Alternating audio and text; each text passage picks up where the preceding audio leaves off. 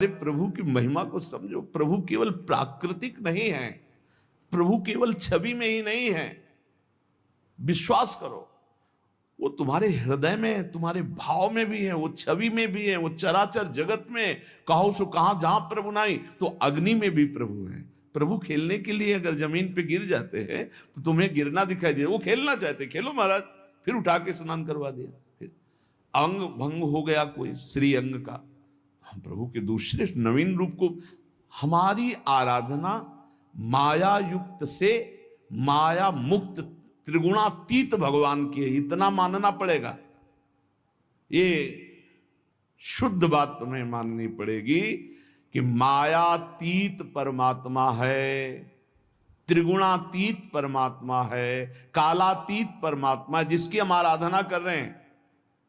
वो मूर्ति भी है, वो अमूर्त भी है, वो साकार भी है, वो निराकार है, वो सबसे परे है, वो सब में भरे है। जब तक संपूर्ण तत्व का ज्ञान नहीं होता तो उपासक दुख सुख को प्राप्त होता रहता है।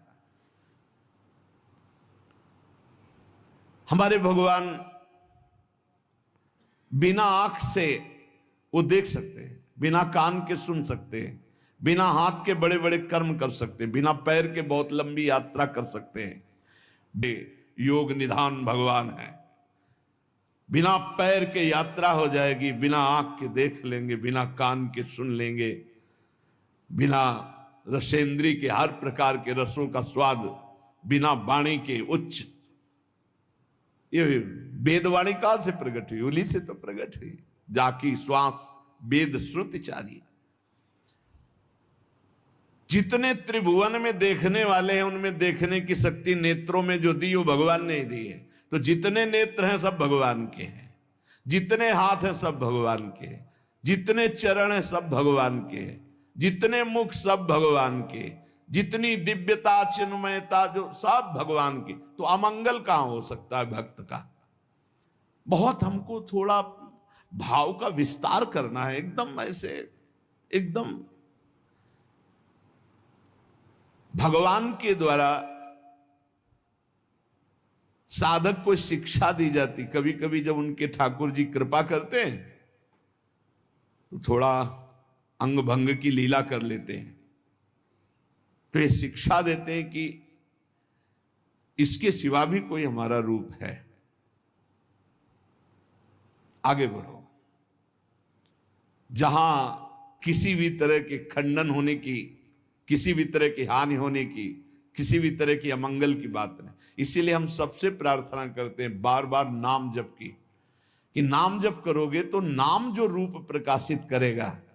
देखो, हृदय मंदिर में भगवान ना हो तो बाहर मंदिर में सेवा के बाद प्रपंच ही करोगे भोग वासना में। कल एक साधक बहुत अच्छे, वो ईमानदार हैं, इसलिए उन्होंने अपनी बात बताई कि आपने जो नियम दिया है उन नियमों का पालन करने के बाद मन कहता है अब तो हम फ्री हो गए, तो फिर वो मोबाइल आदि में बहुत क्लेश होता है कि कैसे हम इससे बच पाए। तो कल चर्चा हुई थी, फ्री शब्द नहीं, हमारा नियम केवल इतना नहीं कि 11 माला कर लो, 12 पद पढ़ लो चतुरासी जी के।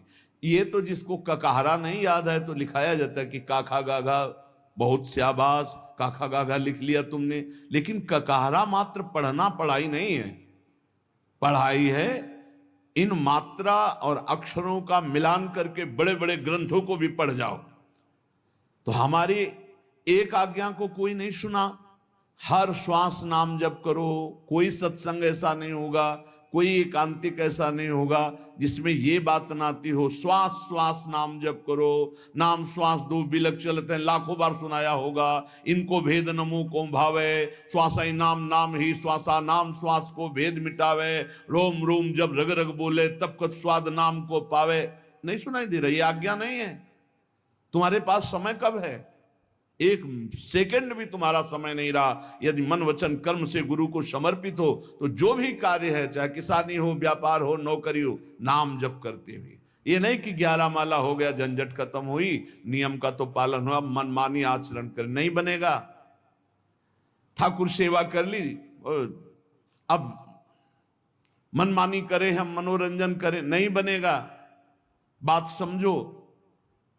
इस बाहरी सेवा का तात्पर्य है आंतरिक भगवान का प्रकाश हो जाना। ध्यान रखना, बाहरी सेवा का फल है आंतरिक भगवान का प्रकाश हो जाना। एक भगवान का रूप ऐसा सच्चिदानंदमय है जो योगियों के ध्यान का विषय है। उसी के लिए हम मानी संख्या भगवान गुरुदेव, मानी संख्या भगवान संत, मानी संख्या भगवान चराचर, इससे सवाल जब हल होगा तब सच्चिदानंद रूपाय, इस रूप का विगत विकार जान अधिकारी, कोई विकार जहां नहीं, वो स्वरूप का अगर हम नहीं सुलझेंगे तो बहुत दुखी हो जाएंगे। ये मकान नाशवान है। हो सकता है आप बाहर किसी कार्य से गए हो, आपका मकान गिर गए हो, आपके ठाकुर दब गए, चकनाचूर सब हो गया। अब आप क्या बोलोगे, हमारे भगवान नष्ट हो गए? क्या भगवान नष्ट होने वाली बात है? क्या भगवान को कोई नष्ट कर सकता है? नहीं, हमारे भगवान सच्चिदानंद में है। जब हम सेवा कर रहे हैं तो सामने आप पद्धति देखना सेवा की, भागवत में भी आप पढ़ के देखिएगा तो कई जगह आपको ऐसी बात मिलेगी कि जब आप पूजा करने जाएं तो पहले ये ध्यान करें कि आपके हृदय से निकलकर भगवान सामने श्री विग्रह में विराजमान हुए, और जब शयन कराएं तब भावना करें कि भगवान श्री विग्रह से हमारे हृदय में पुनः आ गए। हमारे दो स्थान हैं पूजा के, एक बाह्य और एक आंतरिक। अगर ये रहस्य नहीं समझोगे ना तो फिर दुख सुख से युक्त होते जाओगे। आग लग गई, हमारे भगवान जल गए, ये बड़ी दुर्घटना हुई, आग आना बड़ा मंगल है। नहीं, बड़ा मंगल है, और पक्का कहते हैं बड़ा मंगल है, क्योंकि हमारे कर्म भस्म होते हैं। भगवान कृपा करके जो अमंगल है उसका वो भस्म कर देते हैं, उसका नाश कर देते हैं। भगवान हर प्रकार से साधक को शिक्षा देकर उसके संसारिकता का नाश करके उसे उज्जवल ज्ञान प्रदान करते हैं। ध्यान रखना, हर चेष्टा में भगवान की कोई न कोई महान ज्ञान शक्ति हमें प्रेरित कर रही कि जिस दिशा में हो और जिस दशा में हो और आगे बढ़ो और ऊपर उठो। अध्यात्म इतना ही नहीं है,